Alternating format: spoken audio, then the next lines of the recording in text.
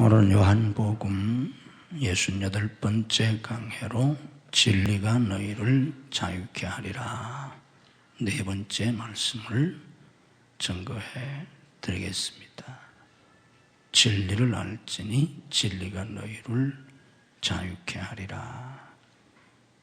3주간에 걸쳐서 말씀을 드렸는데 오늘은 상처와 분노로부터의 자유에 대해서 말씀을 증거하고 다음 주일 한 주일 더 진리가 너희를 자유케 하리라 하는 말씀을 증거해 드리려고 합니다.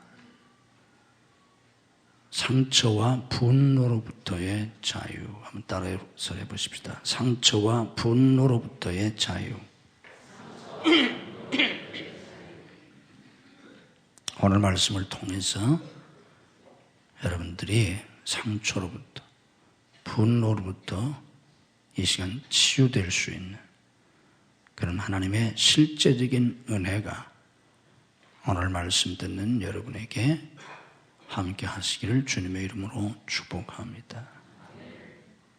또 오늘 말씀을 여러분들이 잘 가슴에 새기고 앞으로 살아가면서 이 말씀의 역사가 끊임없이 여러분 생애 속에 계속되는 그런 은혜를 받으시기를 주님의 이름으로 축복합니다. 인간이 이 세상에 산다는 건 상처를 주고 상처를 받는다는 뜻입니다. 인간이 이 세상에 사는 동안에는 아무도 상처에서 자유로울 수가 없습니다. 왜 그런가 하면 인간은 관계 속에서 살아가는 건데 내가 관계하는 그 사람들이 다 어떤 사람들인가 하면 타락한 아담의 후예들입니다. 이 세상에 타락한 아담의 후예가 아닌 사람이 없습니다. 모두는 다 아담의 자손, 아담의 후손인데 인류의 조상인 그 아담이 에덴 동산에서 타락한 아담입니다. 그래서 우리는 타락한 인간들과 관계하면서 살아가기 때문에 필연적으로 상처를 주고받게 되어 있습니다. 상처 없는 인간이 없습니다. 만약에 누가 상처를 받지 않고 살아간다면 그건 인간이 아니에요. 개인적으로 상처 없는 인간이 없고 상처 없는 가정은 존재하지 않습니다. 상처 없는 부부 이 세상에 단 한 부부도 없어요. 상처 없는 교회 없어요. 왜 그런가 하면 우리는 타락한 세상, 타락한 인간들과 함께 살기 때문입니다.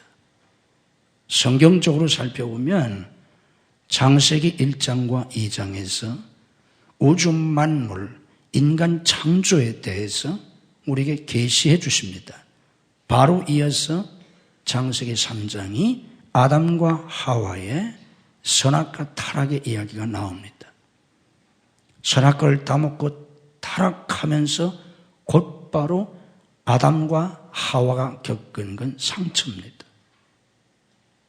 선악과를 따먹고 나서 하나님이 왜 따먹지 말라는 선악과를 따먹었냐고 아담과 하와에게 물으시지 않습니까?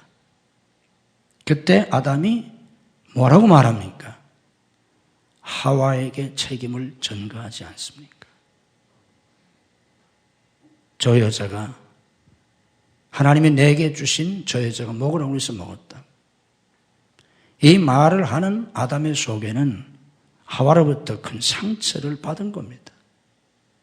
그리고 비록 선악과를 따먹을지라도 남편인데 하나님 앞에서 자기를 변호하고 자기를 지켜주고 설령 하와가 먼저 선악과를 따먹고 아내에게 주었다고 할지라도 그 모든 죄를 남편인 아담이 다 뒤집어 쓰고 아내를 보호해 주었어야 할 텐데 오히려 책임을 아내에게 전가하는 남편 아담을 보면서 하와는 심각한 상처를 받습니다. 이게 성경 창세기 첫머리 3장에 있는 얘기입니다. 바로 4장에 나오는 얘기가 뭡니까? 제사에 실패한 가인이 큰 상처를 받습니다. 우리가 교회 나온다고 상처가 없는 게 아니에요. 예배 드린다고 상처를 안 받는 게 아니에요. 잘못하면 예배 드리다가 큰 상처를 받아요. 알고 보면 예배는 둘 중에 하나예요. 은혜를 받든지 상처를 받든지. 예배 드린다고 다 은혜를 받는 게 아닙니다. 이 시간도 마찬가지예요. 제사에 실패한 가인은 큰 상처를 받아요. 그리고 결국은 동생 아벨을 쳐 죽입니다. 돌로 쳐서 죽여버려요.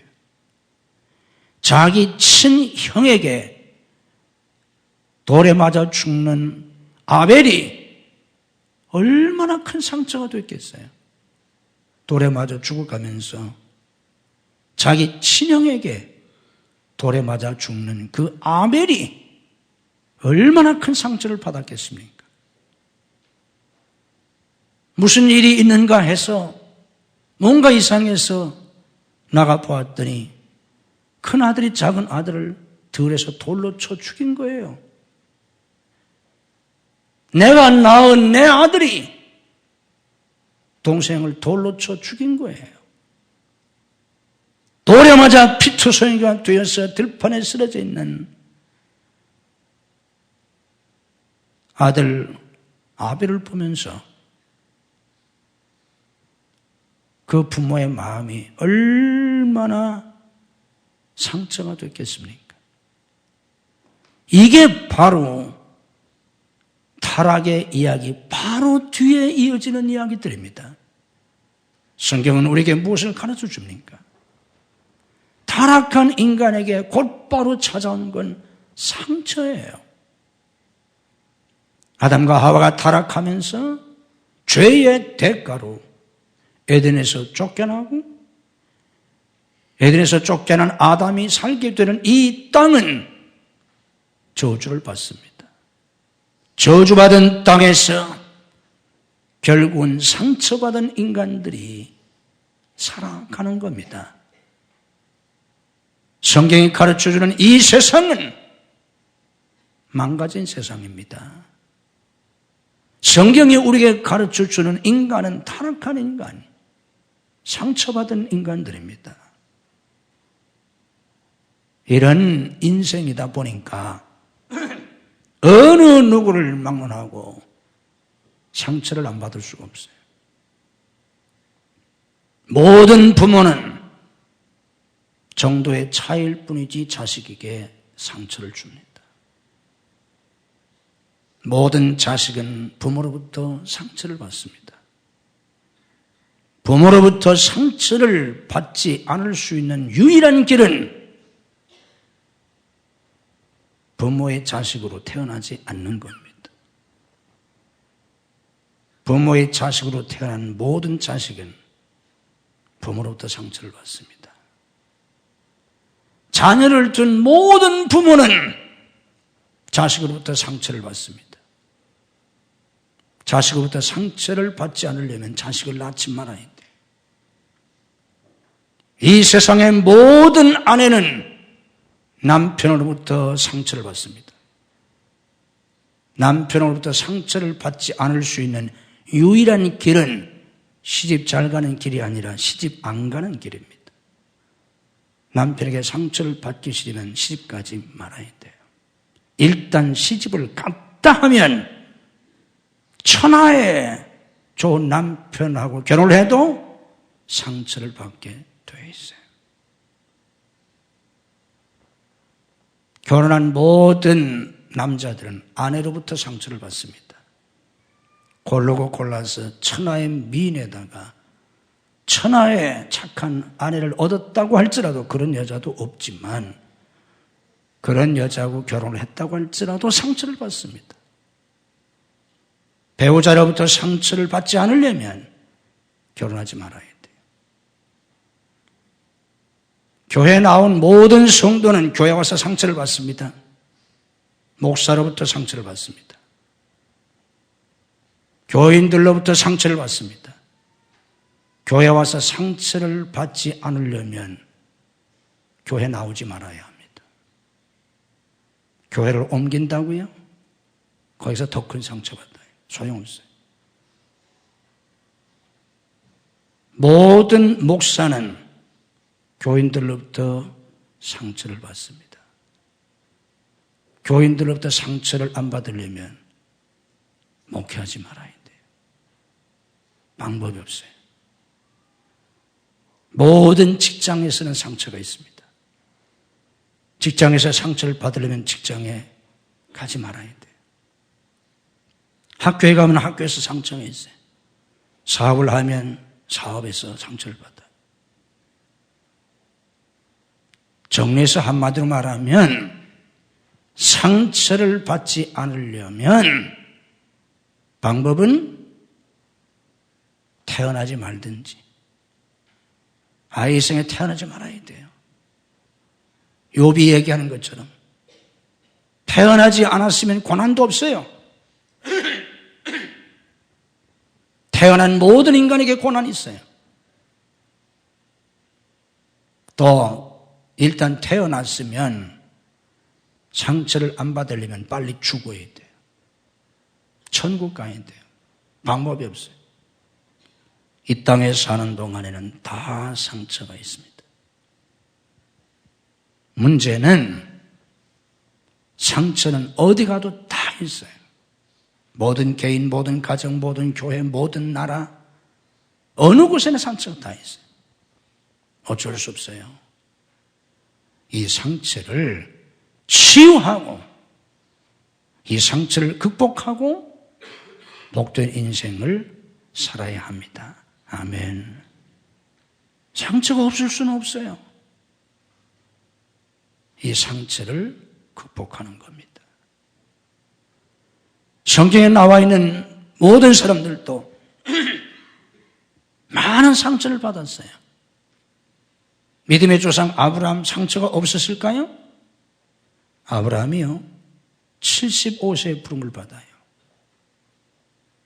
살기 좋은 땅, 비옥했던 땅, 그때 당시로서 최고의 문화 도시였던 갈대아 우르를 75세 때에 하나님의 명령을 따라 약속을 따라 전혀 알지 못하는 낯선 땅으로 이주합니다.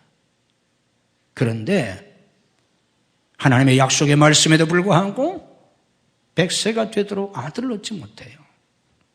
얼마나 상처가 됐겠어요. 10년을 기다려도 아들을 낳지 못했어요. 참다 못해서 종 하갈을 통해서 이스마엘을 얻게 되는데 이것 때문에 가정이 분란이 일어나고 큰 상처가 돼요. 아브라함의 생애 속에도 많은 상처가 있었습니다. 믿음의 조상 이스라엘의 조상인 아브라함과 사는 그 아내 사라는 상처가 없었을까요?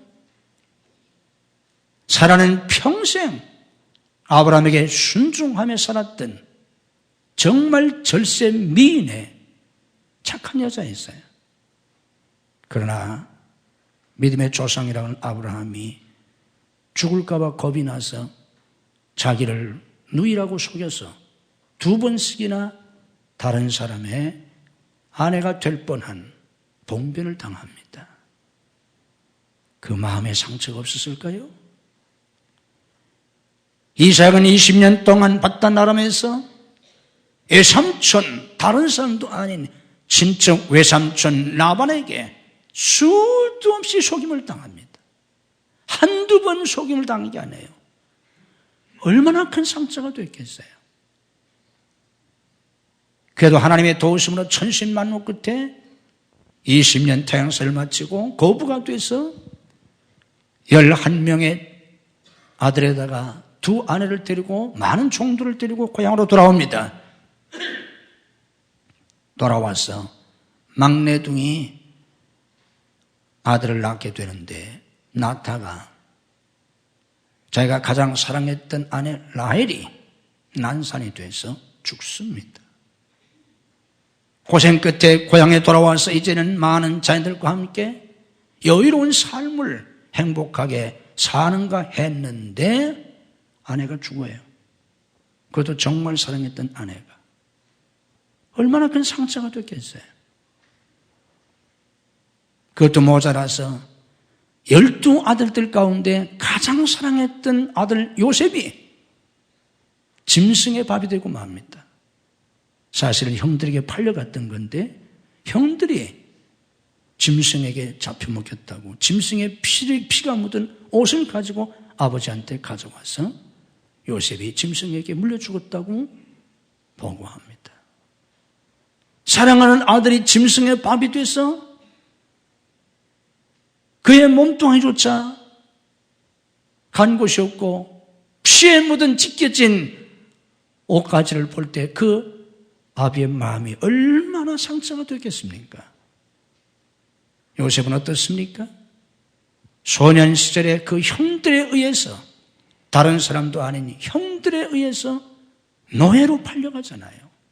얼마나 상처가 됐겠어요? 10년 넘도록 노예 생활합니다. 아무 죄 없이 주인 마님의 모함으로 누명을 쓰고 감옥에 가서 2년 넘도록 감옥살이를 합니다. 얼마나 상처가 많았겠어요? 다윗도 상처가 많은 사람입니다.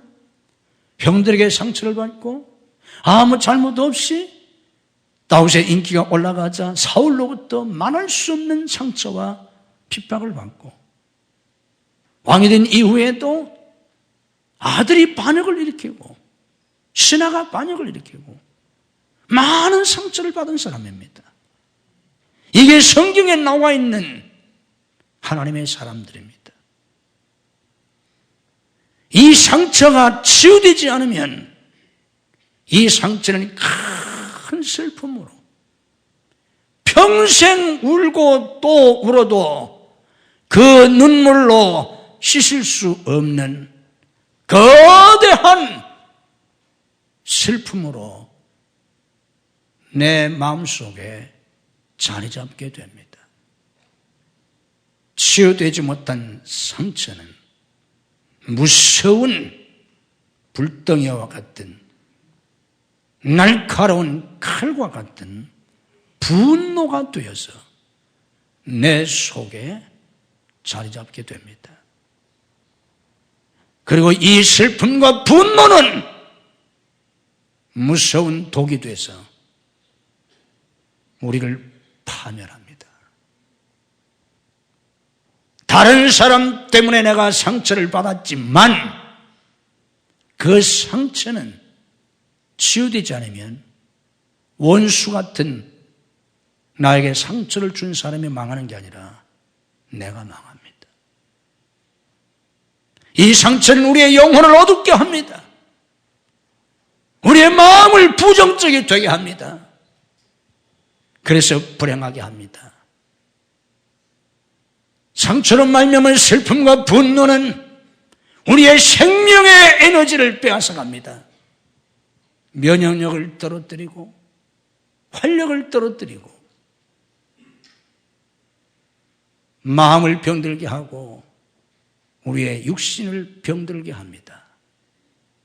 심장을 약하게 하고 소화기관을 약하게 하고 우리의 피부를 망가뜨리고 평생 치유될 수 없는 병에 걸리게 하거나 우리의 생명을 앗아가는 무서운 병으로 우리의 육신을 파괴합니다.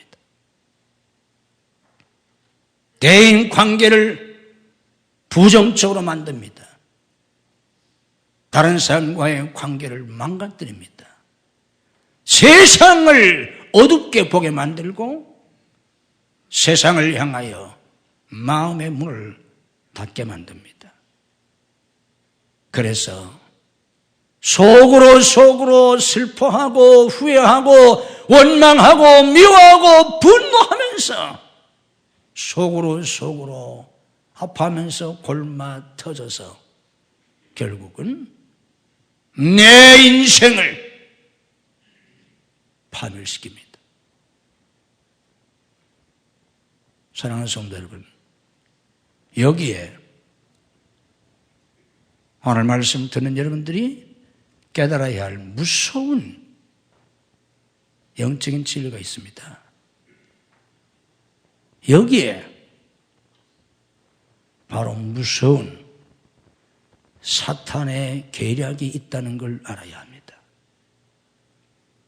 사탄은 뿔 달린 무서운 도깨비의 모습으로 여러분을 파멸시키지 않습니다. 흉측한 귀신의 모습으로 여러분 앞에 나타나서 여러분을 파멸시키지 않습니다. 사탄이 뿔 달린 도깨비 모양으로 흉측한 귀신의 모양으로 여러분 앞에 나타나서 여러분을 파멸시키려 한다면 웬만한 믿음을 가진 사람은 주저없이 나사렛 예수 그리스도 이름으로 물리치고 말 것입니다. 사탄은 그렇게 밀어나지 않습니다. 사탄은 바로 내가 사랑했던 사람, 내가 믿었던 사람, 그 믿음이 깨어지고 내가 기대했던 그 사람, 그 기대가 실망으로 변하고 믿는 도끼에 발찍히고 등 뒤에서 비수를 꽂듯이 내가 신뢰했던 그 사람들에게 실망을 당하고 배반을 당하고 많은 걸 상실하고 많은 손해를 당하고 사랑하는 사람들을 잃어버리고 내가 사랑했던 것을 잃어버리고 행복의 꿈이 산산조각이 나고 내 기대가 다 무너지고 죽여도 시원치 않은, 그러면서 과거로 돌아갈 수도 원상복귀할 수 없는 안타까운 현실 속에서 평생 그 상처를 부여안고 후회하고 또 후회하고 아파하고 또 아파하고 울고 또 울고 미워하고 또 미워하고 원망하고 또 원망하고 증오하고 또 증오하면서 서서히 내 인생을 파멸시키려고 하는 것이 바로 여러분을 멸망시키고 죽이려고 하는 사탄의 계략입니다. 오늘 여러분들이 이 영적인 원리를 깨닫고 평생 치유되지 못한 상처를 가슴에 안고 거대한 슬픔과 무서운 분노 속에서 여러분의 인생을 파멸시키지 말고 주변 사람들을 괴롭히고 불행하게 하지 말고 상처를 치유하고 성경 속에 나타나는 사람들처럼 더 복된 인생, 더 크게 쓰임받는 하나님의 사람으로, 믿음의 사람으로 변화될 수 있는 그런 은혜를 받으시기를 주님의 이름으로 축복합니다. 성경에 나타난 모든 사람들은 다 그런 사람들이었습니다. 치유받은 사람들이었습니다. 그래서 그들은 모두 다 상처 속에 살아가는 사람들에게 치유자로, 축복의 통로로, 사랑의 통로로, 소망의 통로로, 믿음의 증인으로 살아갈 수 있는 사명자들이 된 겁니다.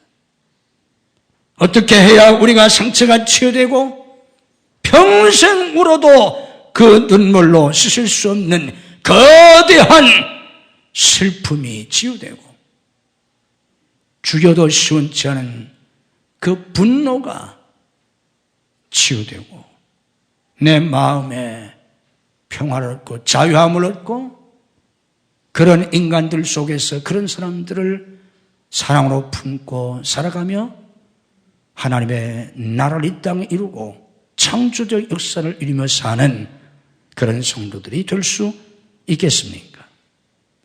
가장 중요한 건 하나님의 사랑입니다. 하나님의 사랑. 타락한 인간의 상처를 치유할 수 있는 것은 하나님의 사랑밖에 없습니다. 상처는 사랑으로서만 치유될 수 있습니다. 결심으로 되지 않습니다. 의지로 되지 않습니다. 독생자까지 주신 그 하나님의 사랑, 무한하시고 완전하신 그 하나님의 사랑,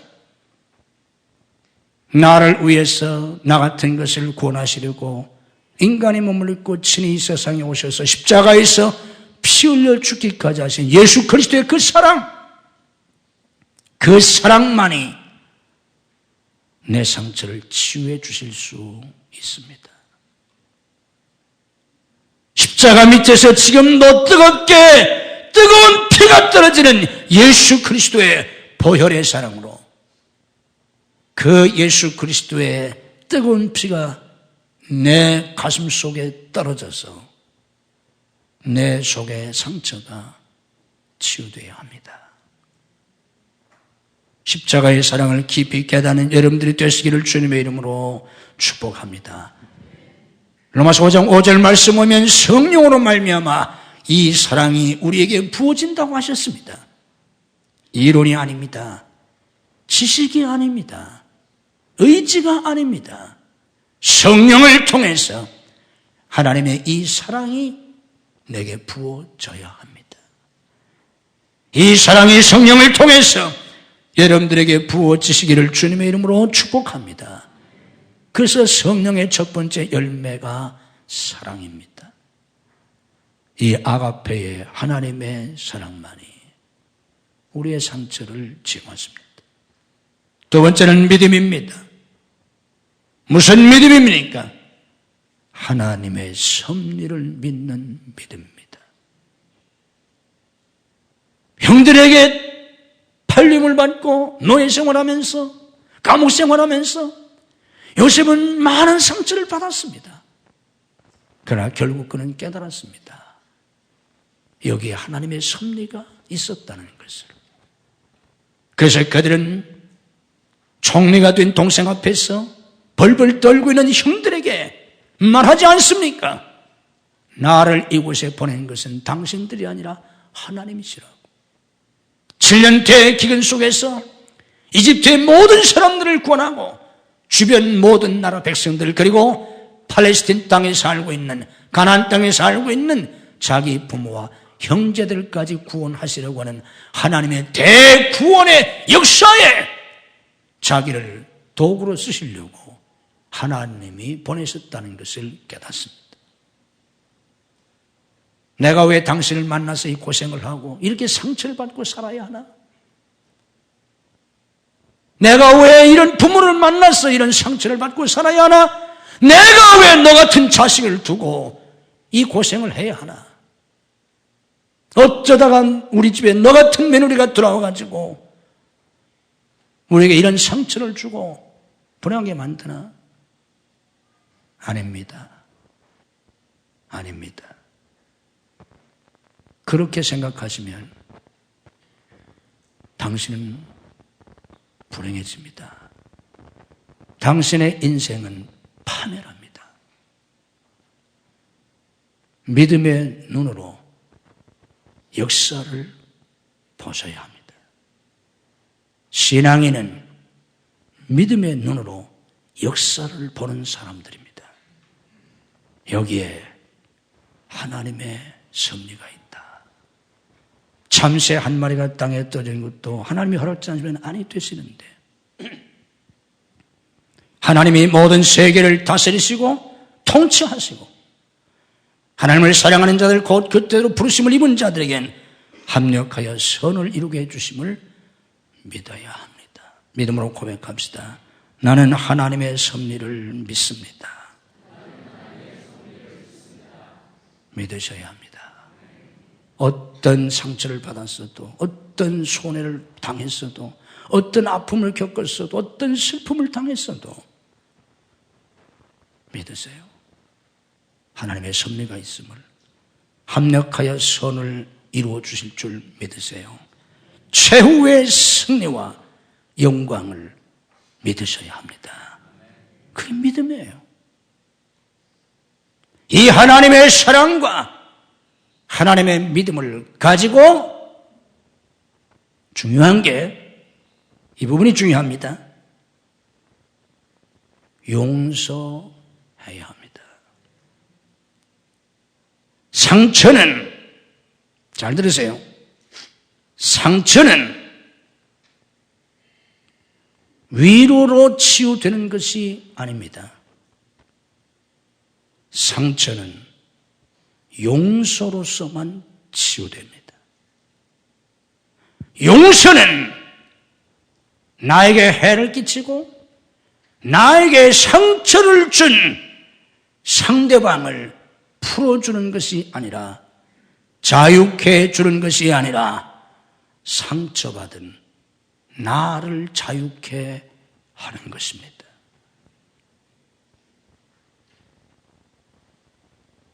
내가 상대방을 용서함으로 나에게 상처를 준, 나에게 아픔을 준 그 사람을 내가 용서함으로 내가 자유케 됩니다.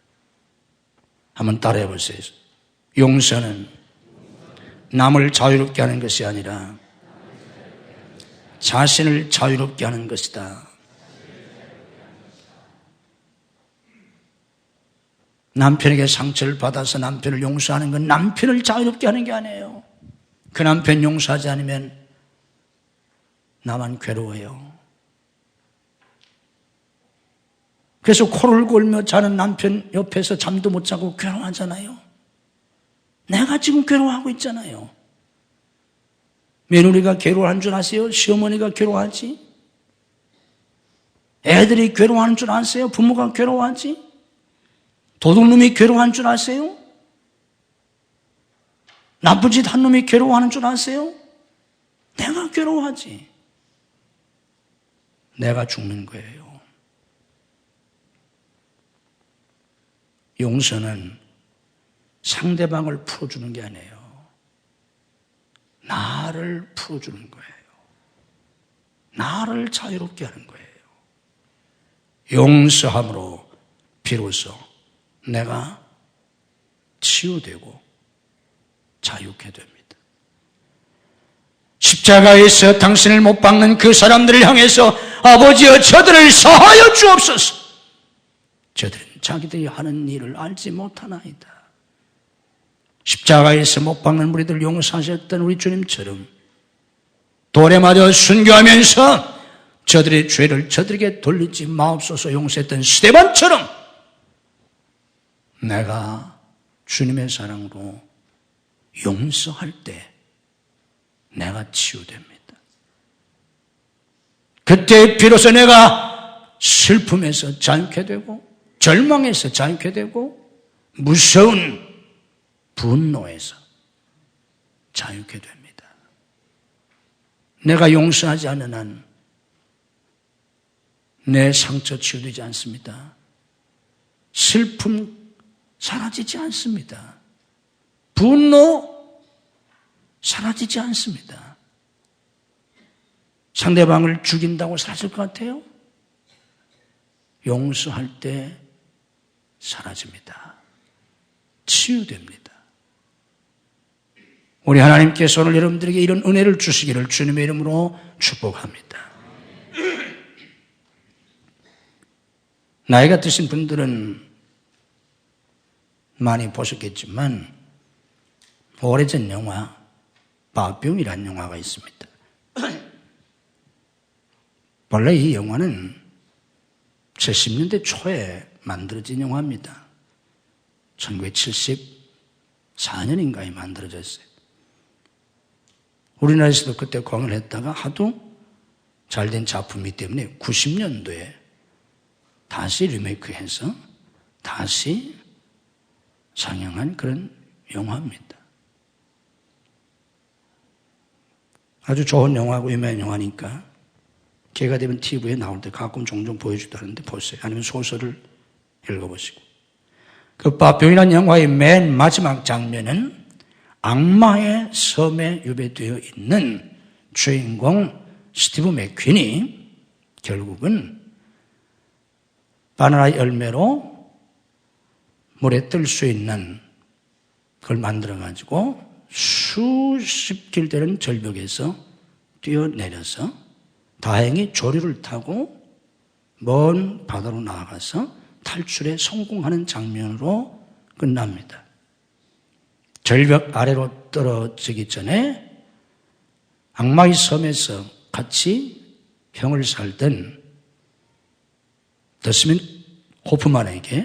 호프만에게 같이 탈출하자고 합니다. 더가라고 거기 나오는. 근데 더스틴 호프만은 거절합니다. 거기는 상어가 득실거리는 바다, 그리고 무서운 파도가 넘치는 바다여서 탈출 불가능한 섬입니다. 그래서 그 섬을 악마의 섬이라고 이름을 붙인 겁니다. 두려웠습니다. 그래서 혼자 가라고 합니다. 다행히 스티브 맥퀸이 그렇게 절벽 아래 떨어져서 다행히 조류를 잘 타고 먼 바다로 나아가면서 손을 흔듭니다. 저 절벽의 언덕 위에 있는 더스틴 호프만을 향해서. 그때 더스틴 호프만이 스티브 맥퀸을 향해서 이런 말을 합니다. 명대사입니다. 네가 아무리 이 섬에서 탈출해도 너의 감옥으로부터 벗어나지 않았다면 너는 여전히 감옥 속에 있는 것이다. 네가 아무리 이 섬에서 탈출한다고 할지라도 네가 너의 감옥으로부터 탈출하지 못한다면 너는 여전히 감옥 속에 있는 거다. 이런 유명한 말을 합니다. 이 파병에 나오는 이 영화는 실화입니다. 실록 자서전 파병이라는 자서전을 영화로 만든 겁니다. 스티브 맥퀸이 연애했던 실제 주인공은 앙리 샤레르라고 하는 사람입니다. 이 앙리 샤레르가 1930년 3월 24일 새벽에 술집에서 친구들과 함께 술을 먹다가 갑자기 들이닥친 경찰에 의해서 체포됩니다. 살인범으로 체포됩니다. 살인하고 아무 관계가 없는 사람입니다. 살인범으로 체포됩니다. 다음날 신문에 대문짝같이 이 사건이 기사화되고 악명 높은 살인범을 검거한 그 젊은 검사는 하루아침에 스타 검사가 됩니다. 그러나 이 검사는 곧 압니다. 스티브 맥퀸이 무죄하다는 걸. 그러나 이 사실을 다시 밝히면 자기의 명예가 훼손되기 때문에 불량배들을 시켜서 거짓 증언을 하게 합니다. 결국 1년 뒤인 1931년 법정에서 스티브 맥퀸은 종신형을 받습니다. 얼마나 억울합니까? 얼마나 큰 상처가 됐겠어요. 그래서 그는 목숨을 걸고 탈출을 감행합니다. 탈출을 시도했습니다. 실패합니다. 탈출에 실패하면 그는 독방에 갇힙니다. 2년 동안 한 번 들어가면 아무도 살아나오지 못한다는 독방, 1년 이상 아무도 살아남았지 못했다는 독방에 2년을 갇힙니다. 거기서 바퀴벌레를 잡아먹고 바닥에 기어다니는 지네를 잡아먹으면서 2년을 버티고 나옵니다. 그러다가 기회를 봐서 또 탈출합니다. 또 잡힙니다. 이번엔 독방에 5년 동안이나 갇힙니다. 또 탈출합니다. 그러다 결국은 상어가 우글거리고 험한 파도 때문에 결코 탈출이 불가능하다고 하는 악마의 섬으로 유배되게 됩니다. 거기에서 스티브 맥퀸은 앞에서 말씀드린 영화대로 9번째 탈출하고 성공합니다. 그때가 수감된 지 14년 후인 1944년입니다. 14년 동안 누명을 쓰고 감옥생활을 했습니다. 8번씩이나 탈출을 시도했지만 실패하고 모진 고문을 당하고 말할 수 없는 아픔을 겪었습니다. 상처가 얼마나 컸겠습니까? 그러다가 마지막 9번째 탈출에 성공합니다. 영화는 거기로 끝납니다. 그 뒤의 이야기를 가르쳐 주지 않습니다. 이건 실화입니다. 그 뒤에 어떻게 되었습니까? 그는 탈출에 성공해서 남미 아르헨티나 등을 전전하면서 돈을 법니다. 그래서 많은 돈을 벌게 됩니다. 목숨을 걸고 돈을 법니다. 왜 그렇습니까? 그가 그렇게 탈출을 시도했던 것도 돈을 번 것도 단 하나의 목적 때문입니다. 공소시효가 끝나면 파리로 돌아가서 무지한 자기를 그렇게 누명을 쓰던 검사와 거짓 증언한 그 사람들을 죽이려고 하는 복수심 때문입니다. 그래서 그는 그 말할 수 없는 상처를 품고 복수의 칼을 갈면서 그가 탈출한 후에 23년 동안 돈을 법니다. 그리고 23년 후 그가 누명을 쓰고 수감되었던 지 37년 후인 1967년 그의 나이 만 61세가 됐을 때 20대에 검거돼가지고 그의 나이 한갑을 지냈습니다. 공소시효가 끝나자 파리로 돌아옵니다. 그러면서 이제는 때가 됐으니까 그 검사와 거짓 증언한 사람들을 죽이려고 합니다. 40년 가까이 상처를 안고 무서운 분노 속에 살았던 그가 마지막 가슴속에 묻어두었던 분노의 칼, 복수의 칼을 꺼내서 그들을 죽이려고 하기 전 그는 고뇌에 빠집니다. 8일 동안 고민합니다. 그리고 기도합니다. 바비용은 그가 쓴 자서전입니다. 이 바비용의 후편으로 그가 쓴 후편 자서전이 방코라고 하는 소설인데 그 방코라고 하는 자서전에서 그는 이렇게 고백했습니다. 나는 하나님께 기도했다. 기도했습니다. 기도하고 또 기도했습니다. 8일 동안 잠도 제대로 자지 못하면서 주야에 고민하고 기도했습니다. 그러면서 결국은 용서하기로 마음을 정합니다. 마음속에 40년 가까이 37년 동안이나 품고 있던 복수의 칼, 분노의 칼을 십자가 밑에 내려놓습니다. 그리고 하나님께 이런 기도를 합니다. 하나님, 내가 복수를 포기한 대가로 다시는 이런 비극이 생기지 않게 해 주옵소서. 내가 복수를 포기하는 대가로 다시는 이 땅에 이런 비극이 생기지 않게 해달라고 하나님께 기도합니다. 그리고 그는 자신을 향해서 이렇게 말했습니다. 너는 이겼다, 친구여. 너는 자유롭고 사랑받는 미래의 주인공으로 여기 있다. 이 일에 관계된 모든 사람 중에 내가 가장 자유롭고 가장 행복한 사람이라고 자기 자신을 향해서 격려합니다. 이제 너는 자유인이다. 이 일에 관계된 모든 사람들이 한평생 죄책감과 어둠 속에 살겠지만 너만이 가장 자유로운 인간으로 행복의 주인공으로 살 수 있다. 바병이란 말은 나비란 뜻입니다. 그가 자기의 누명을 씌워서 종신형을 주었던 그 사람을 용서했을 때 벌레가 껍질을 벗고 나비가 되듯이 그는 바병, 나비가 되어서 천공을 자유롭게 나는 나비처럼 그의 인생의 남은 날들을 자유롭고 행복하고 영광스럽게 살 수 있었던 겁니다.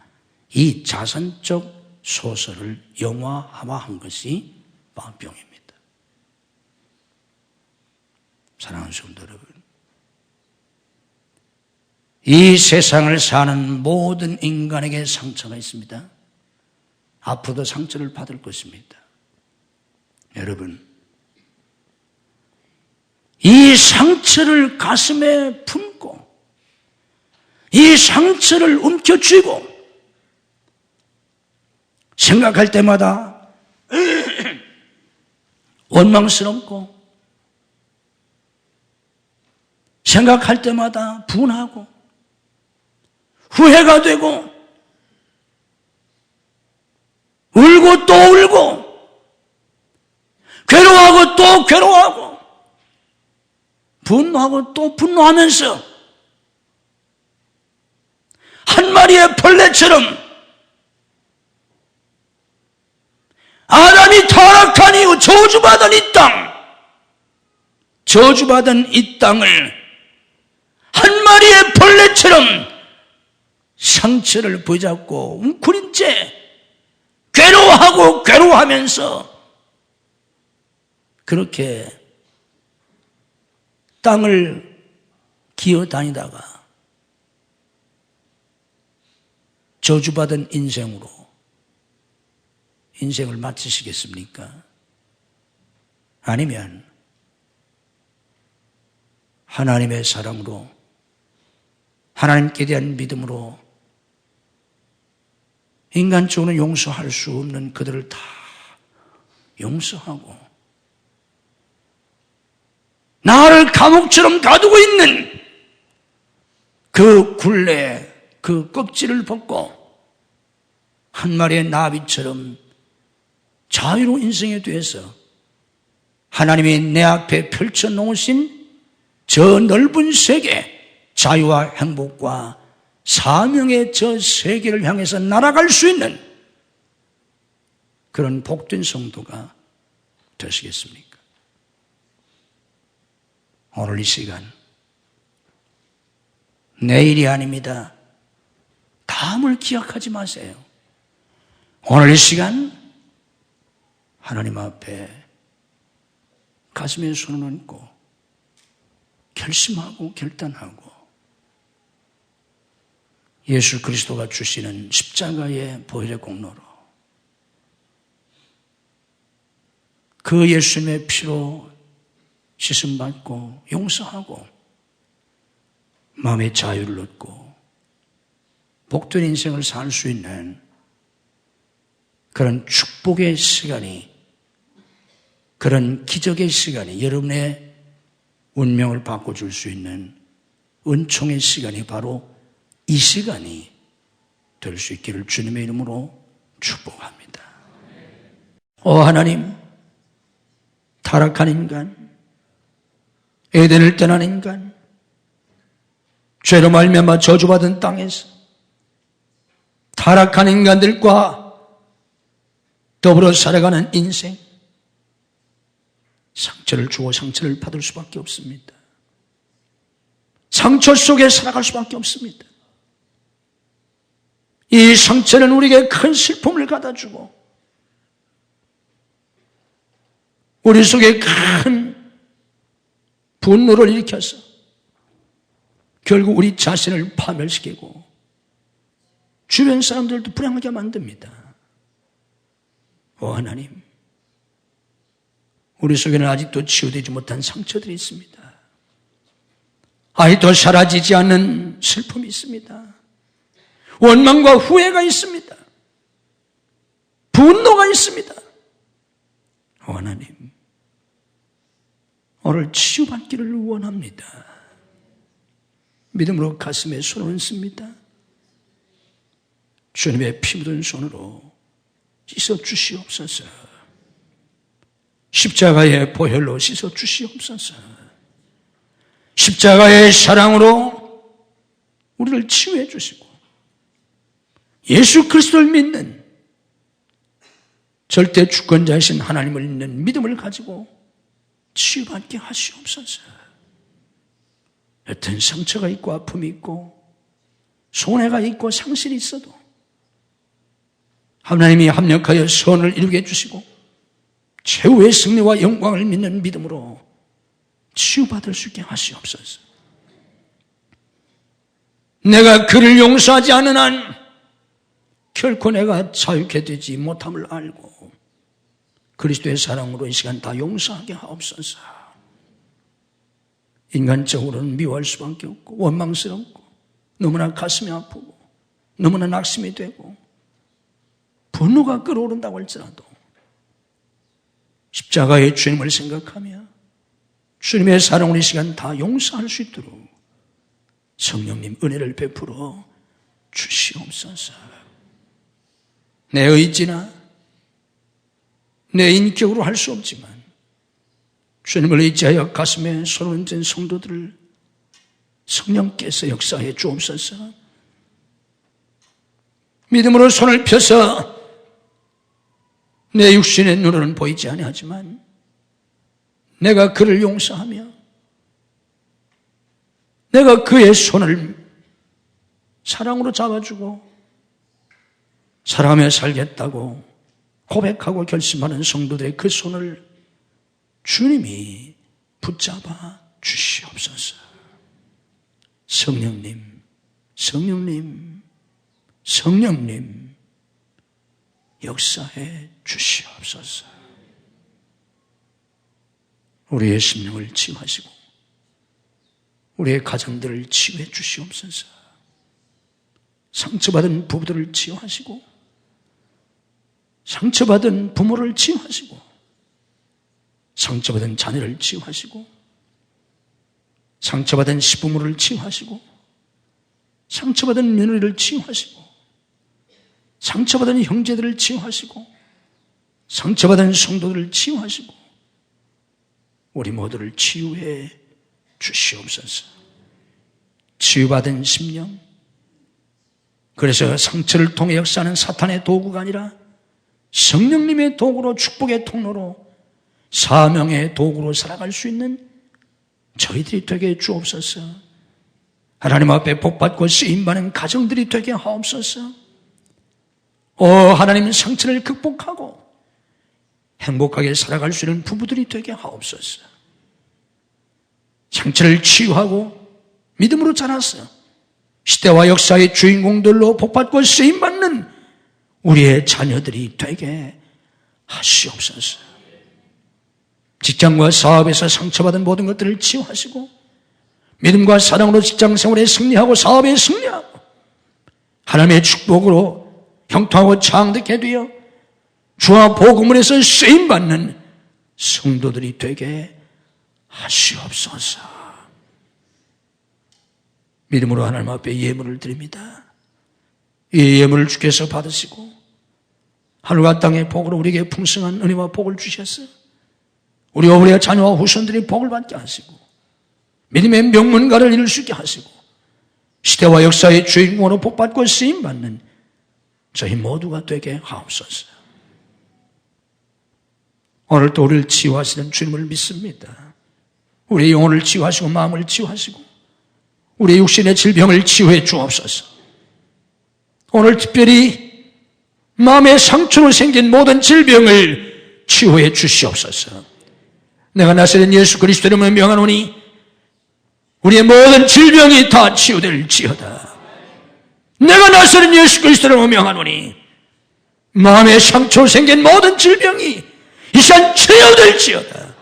건강 회복될지어다. 초자연적인 하나님의 치유의 기적이 임하게 해 주시옵소서. 심령의 기적이 일어나고 우리 육체의 기적이 일어나고 우리 삶의 기적이 일어나게 하시옵소서. 믿음으로 하나님 앞에 손듭니다. 우리를 막고 있는 모든 어둠의 권세를 물리쳐 주시옵소서. 우리를 짓누르고 있는 모든 것들을 물리쳐 주옵소서. 닫힌 것을 열어 주시옵소서. 모든 대적의 세력을 물리쳐 주시고 하나님의 영광의 빛을 비춰 주시옵소서. 복된 사람들을 붙여 주시옵소서. 돕는 자들을 붙여 주시옵소서. 하나님의 사건을 일으켜 주시옵소서. 예수님의 이름으로 하나님의 사건이 일어날지어다. 하나님의 역사가 일어날지어다. 영광을 거두시옵소서. 병중에서 나오지 못한 손들을 찾아가셔서 능력의 손으로 일으켜 주시옵소서. 출타 있는 손들, 해외에 나가는 가족들, 유학생들, 군문에 나가는 아들들을 능력의 장중에 붙잡아 주시옵소서. 믿음이 연약하여 주를 송수하지 못하는 성도들에게 주를 송수할 수 있는 믿음을 더하여 주옵소서. 이 한 주간도 하나님의 은혜와 축복과 역사가 충만한 복된 한 주간이 되게 해 주옵소서. 예수님 이름으로 축복 기도하옵나이다. 아멘.